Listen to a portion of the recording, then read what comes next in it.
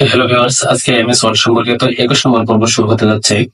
আপনারা যারা বাকি 20টি পর্ব দেখেন নাই, আশা করি সেই 20টি পর্ব দেখে তারপর 21 নম্বর পর্বটা দেখবেন, তাহলে ভালো রেজাল্ট পাবেন। কথা না বাড়িয়ে এবার শুরু করা যাক। গত পর্ব পর্যন্ত আমরা সাধারণত এই এই এখানে গ্রেডিয়েন্টের সাধারণত এই টু কালার সাধারণত বাটিকের পর্যন্ত আসছিলাম। দেখেন বাটিকে সিলেক্ট করছি, দেখেন এরকম আসলে। এখন দেখেন ডায়াগোনাল, ডায়াগোনাল সিলেক্ট করলাম। দেখেন এই জায়গায় ডায়াগোনাল আসলে এরকম হবে। এখানে যারা দেখেন আমি আর সিলেক্ট করলাম না, ঠিক আছে। এখানে দেখেন ডায়াগোনাল আপ, আপ, আর এটা দেখেন ডায়াগোনাল ডাউন, ঠিক আছে। ডায়াগোনাল আপ মানে এই নীলটা থাকবে উপরে, আর এটা দেখেন এরকম হবে আর কি। ফ্রম কর্নার মানে যে কোনো একটা কোনা, ফ্রম কর্নার দেখেন এই কোনা থেকে শুরু হচ্ছে নীল কালারটা, দেখেন কোনা থেকে, ঠিক আছে।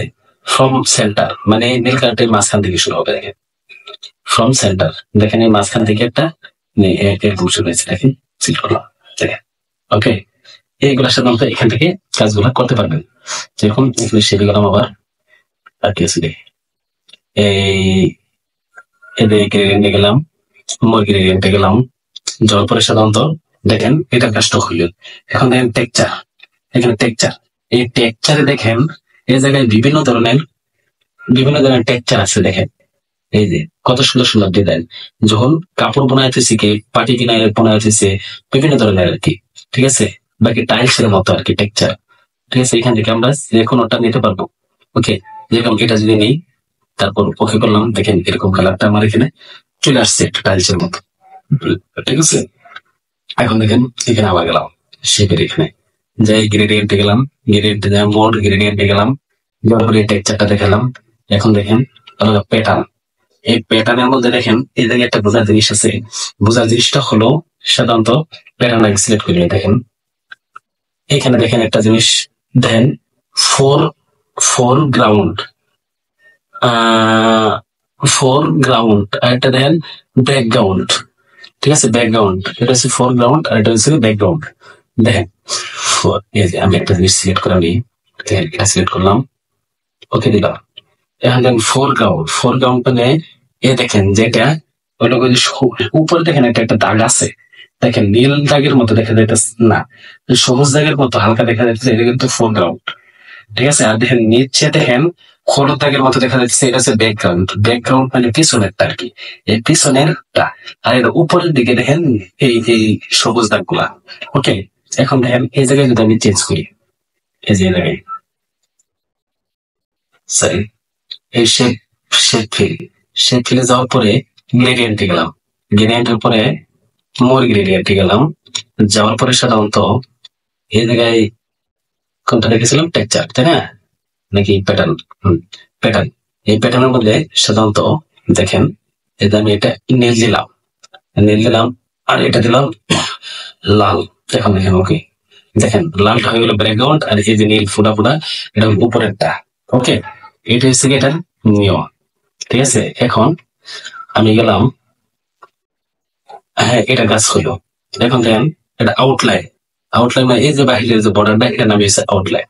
এটা ভিতরেরটা তো পূর্ণ করলাম, এটা দিয়ে ভিতরেরটা পূর্ণ করবেন। এই শেপ আউটলাইন দিয়া এই বর্ডার গুলা তৈরি করবেন, এইটা তৈরি কাজ হবে না, ওকে। দেখেন আউটলাইন, এই আউটলাইন আমি যে কালারটা দিব সেই কালারটাই আমার হয়ে যাবে। যেরকম আমি দিলাম এই কালারটা, দেখেন এই কালারটা এখানে চলে আসছে, ঠিক আছে, ওকে। এখন দেখেন আউটলাইন আবার ক্লিক করলাম, ক্লিক করার পরে দেখেন এই জায়গায় আমি যেটা সিলেক্ট করবো ওইটা হয়ে যাবে, ঠিক আছে। এখন দেখেন এই জায়গায় আমি যদি মোটা করতে চাই, দেখেন এই মোটা, এই চিকন করতে চাইলে চিকন, চিকন এই যে এই জায়গায় লক্ষ্য রাখেন, দেখেন এখানে চেঞ্জ হয়েছে, দেখেন চিকন যেটা আমি ক্লিক করবো ওইটাই হয়ে যাবে। এরপরে এই যে ড্যাশ, এখানে ডট ডট যদি ডাইনে ডট ডট হয়ে যাবে, আমি যেটা ক্লিক করবো এটাই হয়ে যাবে, ঠিক আছে। এগুলো আমরা চেঞ্জ করতে পারবো। এটা সাধারণত আমি আগের পর্বগুলোতে দেখিয়েছি, ঠিক আছে। তারপরে একটা শাসকভাবে দেখিয়ে দিলাম, ওকে। এটার কাজ এইভাবে, ঠিক আছে, হ্যাঁ এটাই। এখন দেখেন শেপ, শেপ এখানে, ঠিক আছে। এখানে দেখেন শেপ, চেঞ্জ শেপ, এখানে আমি শেপটা চেঞ্জ করতে পারবো। দেখেন যদি আমার ইচ্ছা হয়, মনে করেন আমার এই শেপটা ভালো লাগলো না, আমি শেপটা চেঞ্জ করবো, ধরেন এটা দিলাম। তাহলে আমি যতটুকু কাজ করছি অতটুকু কাজে থাকবো, কিন্তু এখান থেকে আমি খেলি তার শেপটা চেঞ্জ করতে পারবো, ঠিক আছে। এটা এটার কাজ আমি চেঞ্জ করলাম না, আমি এটা আমার আগের মতনই রেখে দিলাম। ঠিক আছে, এখন দেখেন আলা শেডো ইফেক্ট। শেডো ইফেক্টটা হলো এখানে দেখেন পেজে পিছনে শেডো মানে আগে আমি বলেছি শেডো মানে কি। ঠিক আছে, আর নতুন করে কিছু বলতে চাইতেছে না। শেডো মানে হলো ছায়া। ওকে, দেখেন এই জায়গায় দেখেন ছায়া। ঠিক আছে, দেখেন ছায়া, যে ছায়াটা আপনি দিতে চান ওই ছায়াটাই ওইরকম হবে আমার। দেখছেন? ওকে, এটা দিলাম। ঠিক আছে, এখানে আমি শেডো কালার দিব। শেডো কালার, এটা আমার যে কালার লাগবে, এই যে এটা শেডো, এটা আমার যে কালার আমি দিতে চাই ওই কালার আমি দিতে পারবো। ঠিক আছে, সমর কালার, কাস্টমার স্ট্যান্ডার্ড এখান থেকে আমি সিলেক্ট করতে পারবো। ওকে, এটাই হলো এই যে কাস্টমার স্ট্যান্ডার্ড। এটা কাজ আমি আগে দেখিয়েছি, আর দেখাবো না এটা কাজ। এটা ওই পর্বগুলো যদি দেখেন তাহলে আপনারা শিখতে পারবেন। ওকে, এখন দেখেন এটা হলো এখানে শেডো চলে আসছে। এখন দেখেন এই শেডো ইফেক্টটা দেখালাম।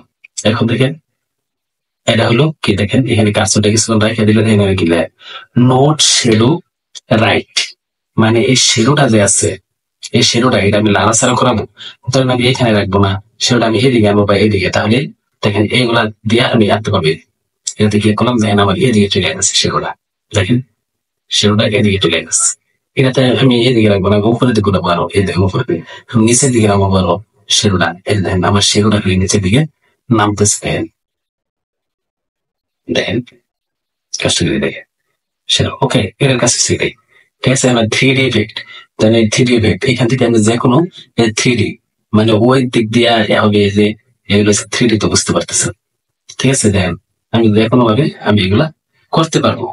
ঠিক আছে, এখন এটা গেল। এরপরে হলো 3D কালার। ঠিক আছে, 3D ইফেক্ট দিলাম, এটা দিলাম। ঠিক আছে, এটা আমি সিলেক্ট করলাম। সিলেক্ট করার পরে সাধারণত দেখা গেল 3D কালার।